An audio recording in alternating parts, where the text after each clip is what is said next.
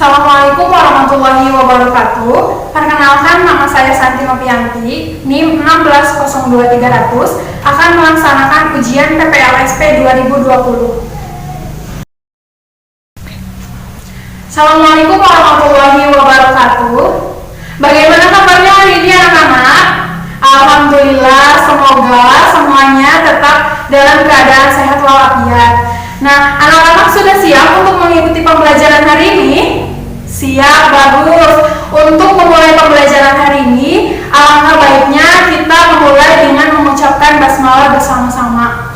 Bismillahirrahmanirrahim. Nah, sebelum masuk ke pembelajaran, Ibu ingin bertanya, bagaimana sih yang kalian rasakan ketika kalian berada di bawah sinar matahari? Iya, tentunya kalian akan merasakan panas dan juga akan merasakan hangat ketika kalian berjemur di bawah sinar matahari. Nah, selain itu bagaimana sih panas itu dapat berpindah? Nah, masih belum tahu kan? Untuk mengetahui jawaban tersebut, kita hari ini akan belajar tema 6 dan subtema 2.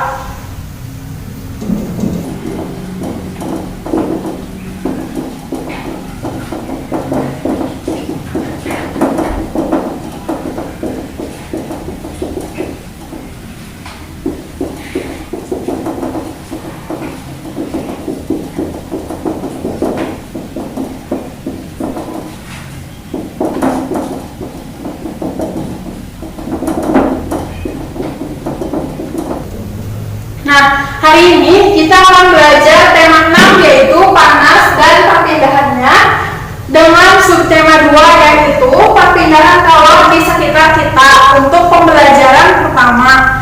Nah, hari ini kita akan banyak sekali belajar. Yang pertama itu akan membuat kesimpulan dari teks yang nanti Ibu tampilkan. Lalu juga kalian akan mengamati demonstrasi percobaan perpindahan kalor, dan juga nanti kalian akan membuat hasil pengamatan demonstrasi yang sudah ditampilkan. Nah, anak-anak, di sini Ibu mempunyai sebuah teks yang berjudul tentang perpindahan panas atau perpindahan kalor. Sekarang Ibu akan bacakan teksnya. Pernahkah kamu membantu ibumu memasak sayur? Tahukah kamu mengapa api kompor dapat memanaskan air dalam panci sehingga sayuran yang ada di dalamnya menjadi matang? Ketika kamu memasak sayuran, panas dari api kompor berpindah ke dalam panci. Kemudian, panas tersebut berpindah ke dalam air sehingga air menjadi panas dan sayuran yang ada di dalamnya menjadi matang. Peristiwa tersebut membuktikan bahwa panas dapat berpindah. Andai saja panas matahari tidak dapat berpindah ke bumi, dapatkah kamu mendapatkan bagaimana keadaan bumi kita saat ini? Panas berpindah dari benda yang bersuhu tinggi ke benda yang bersuhu lebih rendah. Bagaimana panas dapat berpindah? Nah, panas itu dapat berpindah melalui 3 cara. Yang pertama yaitu konduksi, yang kedua konveksi, dan yang ketiga yaitu radiasi. Konduksi merupakan perpindahan zat panas melalui perantara seperti benda padat. Contoh konduksi adalah panci logam yang panas karena diletakkan di atas kompor yang berapi. Lalu yang kedua ada konveksi. Konveksi adalah perpindahan panas yang disertai dengan perpindahan bagian zat perantaranya. Misalnya, air di dalam panci yang dipanaskan hingga mendidih. Lalu yang terakhir ada radiasi. Nah, radiasi itu adalah cara perpindahan panas dengan pancaran yang tidak membutuhkan zat perantara. Peristiwa radiasi yang terjadi sehari-hari adalah sinar matahari yang sampai ke bumi dan juga bisa menghangatkan udara serta makhluk hidup di bumi ini. Nah, tadi kan anak-anak sudah menyimak tentang teks bacaan yang berjudul perpindahan panas dan kalor. Sekarang coba apa sih isi dari teks yang sudah Ibu bacakan tadi? Iya, betul ya. Teks ini menceritakan tentang perpindahan panas dan kalor, yang mana perpindahan panas itu terjadi melalui 3 cara, yaitu ada konduksi, konveksi, dan juga radiasi. Nah, berarti sudah mengerti ya tentang isi dari teks yang sudah Ibu bacakan tadi. Nah, sekarang kalian di rumah boleh coba buatkan kesimpulan dari teks bacaan tentang perpindahan panas atau kalor. Nah, sudah siap ya? Sudah selesai membuat kesimpulannya? Oke, bagus anak-anak. Nah, sekarang Ibu mau nanya, menurut kalian teks yang sudah Ibu bacakan ini termasuk pada teks apa? Iya, betul. Ini merupakan salah satu teks dalam bahasa Indonesia. Teks ini bernama teks eksplanasi. Apa sih teks eksplanasi? Teks eksplanasi itu adalah teks yang menjelaskan mengenai suatu proses alam, ilmu pengetahuan, sosial, dan budaya itu dapat terjadi. Nah, selain itu, teks eksplanasi juga memiliki 2 tujuan. Yang pertama itu menjelaskan suatu fenomena dan juga menjelaskan suatu sebab akibat terjadinya sebuah fenomena. Nah, anak-anak, teks eksplanasi ini memiliki ciri yang berbeda dengan teks deskripsi atau teks lainnya, sehingga teks eksplanasi ini dapat dengan mudah kita kenali. Apa saja sih ciri-ciri dari teks eksplanasi? Nah, yang pertama cirinya itu teks eksplanasi memiliki struktur yang terdiri dari pernyataan umum, urutan sebab akibat, dan juga interpretasi. Lalu juga informasi yang dimuat berdasarkan faktual dan sifatnya informatif. Selain ciri-ciri dan juga tujuan yang sudah Ibu jelaskan, ada juga struktur teks eksplanasi, yaitu pernyataan umum, di mana pernyataan umum ini berisi mengenai penjelasan suatu fenomena, bagaimana terjadinya fenomena itu, baik fenomena peristiwa alam, sosial, dan juga budaya. Nah, selain itu juga ada urutan sebab akibat. Nah, yang mana urutan sebab akibat ini berisi mengenai secara detail proses terjadinya suatu fenomena. Dan yang terakhir adalah interpretasi, atau interpretasi tersebut adalah suatu kesimpulan dari proses yang sudah dijelaskan tadi. Anak-anak masih ingat tidak isi dari teks yang sudah Ibu bacakan tadi yang berjudul tentang perpindahan panas atau kalor? Nah, dari teks tersebut berisi tentang 3 jenis perpindahan panas, yaitu perpindahan panas secara konduksi, konveksi, dan juga radiasi. Nah, untuk mengetahui proses terjadinya perpindahan panas tersebut, di sini Ibu akan melakukan percobaan untuk ketiga perpindahan panas tersebut. Nah, kalian di rumah juga bisa melakukan percobaan tersebut, tetapi harus berada dalam dampingan orang tua atau orang-orang yang lebih dewasa dari kalian, karena percobaan ini tentunya akan menggunakan hati. Nah, untuk percobaan pertama, Ibu akan melakukan percobaan yang pertama. Untuk itunya, kalian tetap stay tune dan ikuti langkah-langkah yang akan Ibu berikan kepada kalian di rumah. Nah, untuk percobaan yang pertama, alat dan bahan yang dibutuhkan yaitu adalah 1 buah sendok, 1 buah gelas bening, dan juga air panas. Nah, langkahnya itu, yang pertama kita siapkan terlebih dahulu alat dan bahan yang akan digunakan. Kemudian kita masukkan air panas ke dalam gelas bening yang sudah disediakan.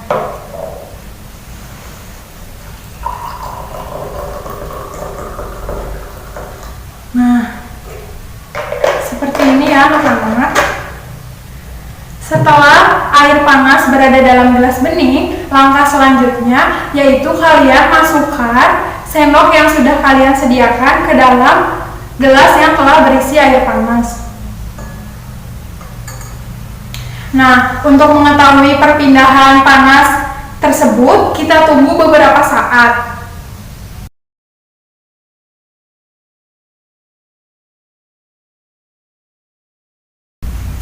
Nah, anak-anak, setelah kita diamkan beberapa saat, sendok logam ini di salah satu ujungnya itu akan terasa lebih panas. Mengapa demikian? Hal tersebut terjadi karena panas yang berasal dari air akan berpindah ke salah satu ujung sendok. Nah, sendok di sini adalah sebagai zat perantaranya. Tetapi zat perantaranya itu tidak ikut berpindah. Oleh karena itu, sendok yang ibu panaskan ini akan terasa panas di salah satu ujungnya. Nah, hal tersebut dinamakan dengan perpindahan kalor secara konduksi.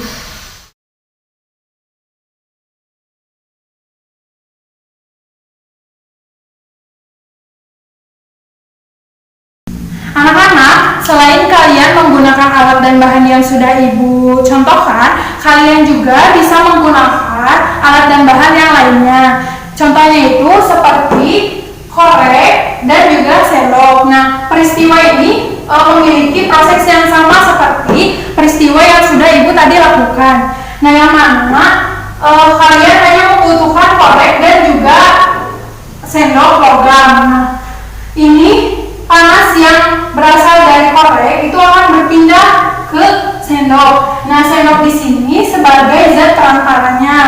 Nah, sehingga ketika sendok ini dipanaskan, maka akan terasa panas di salah satu ujung sendoknya yang sebelumnya itu terasa lebih dingin. Sendok yang setelah dipanaskan ini akan menghantarkan panas dan menyebabkan ujung sendoknya itu akan terasa lebih panas.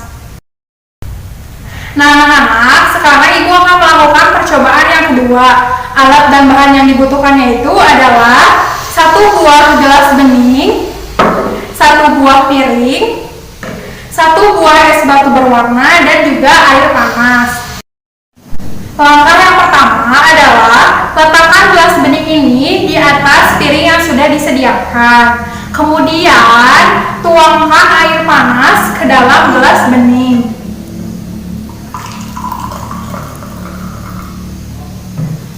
Nah, di sini ibu memberikan air panasnya itu sebagian dari gelas, jadi gelasnya itu tidak diisi penuh oleh air panas. Nah, langkah selanjutnya yaitu kita masukkan es batu berwarna ke dalam gelas bening yang berisi air panas.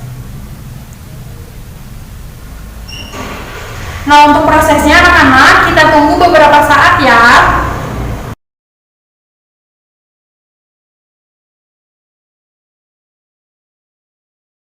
Nah, anak-anak, setelah kita diamkan beberapa saat, coba kita amati yuk bagaimana hasil dari percobaan tadi. Nah, percobaannya itu yaitu kita lihat anak-anak, es batu berwarna yang dimasukkan ke dalam gelas itu sudah mencair sehingga warnanya itu menyatu dengan air panas yang ada dalam gelas. Nah, anak-anak tahu tidak proses tersebut dinamakan dengan perpindahan kalor secara apa? Ya, perpindahan kalor secara konveksi.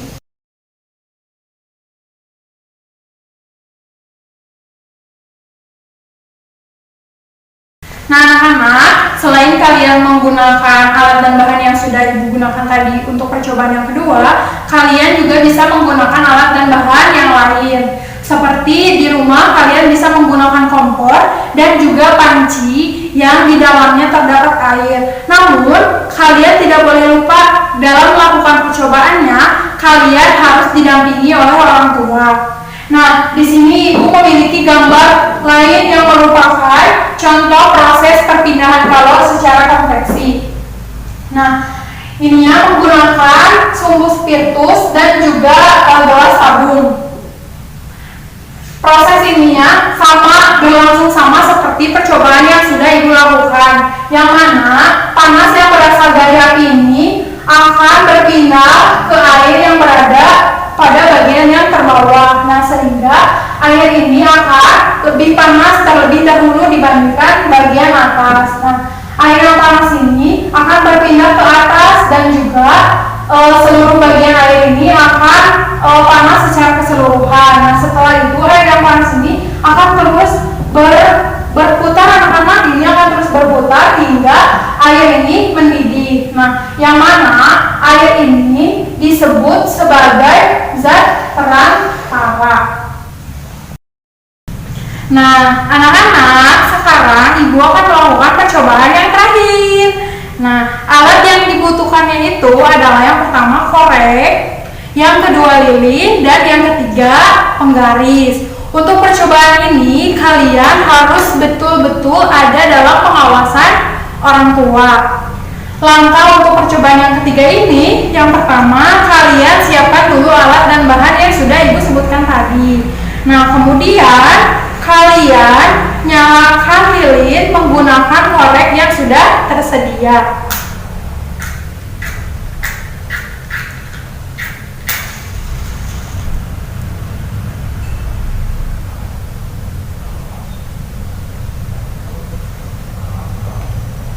Nah, anak-anak, setelah lilin ini menyala, sekarang langkah selanjutnya itu adalah kalian mendekatkan ujung jari kalian kepada api dengan jarak yang telah ditentukan.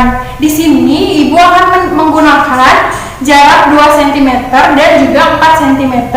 Untuk mengukur jaraknya, kalian boleh menggunakan mister ini. Yang pertama, ibu akan menggunakan jarak 2 cm. Kita ukur terlebih dahulu ya anak-anak jaraknya.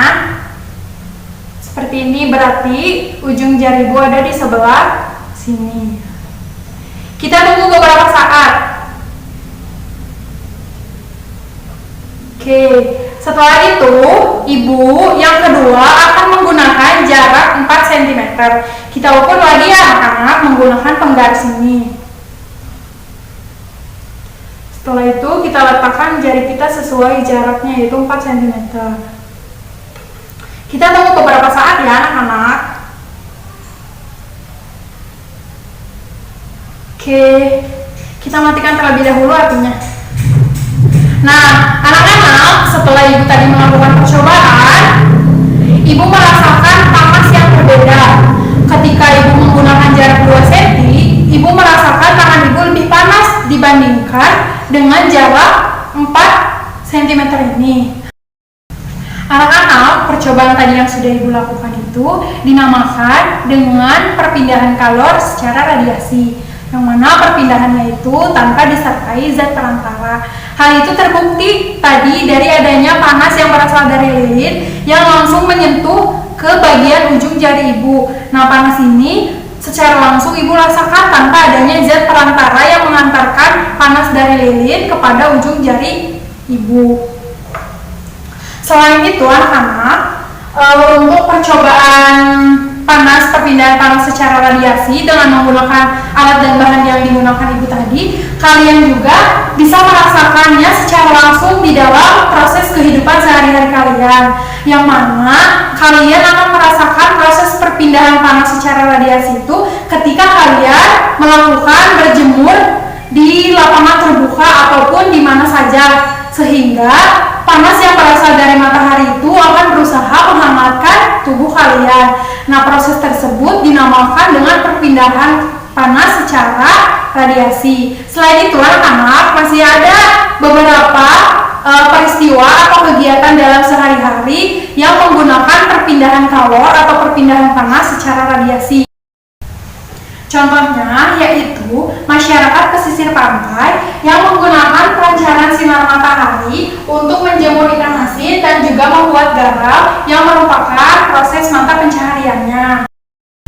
Nah, anak-anak sudah mengikuti percobaan ibu dari awal hingga akhir. Nah, sekarang giliran kalian di rumah boleh melakukan percobaan-percobaan mengenai perpindahan kalor baik secara konduksi, konveksi, dan radiasi bersama orang tua kalian di rumah. Nah, jangan lupa laporan hasil percobaannya itu kalian catat di bukunya masing-masing bersama orang tua kalian. Anak-anak, pembelajaran hari ini telah selesai sampai di sini. Nah, sebelum menutup pembelajarannya, ibu ingin bertanya kepada kalian, dari awal hingga akhir ini kita sudah belajar tentang apa saja, anak-anak? Iya, betul, kita sudah belajar tentang teks eksplanasi dan juga kita sudah melakukan percobaan perpindahan kalor baik secara konduksi, konveksi, dan juga radiasi. Nah, untuk anak-anak di rumah silakan lakukan percobaan dengan bimbingan orang tua ya. Siap? Bagus. Nah, untuk pembelajaran Ya, Ibu mohon maaf. Terima kasih atas perhatiannya.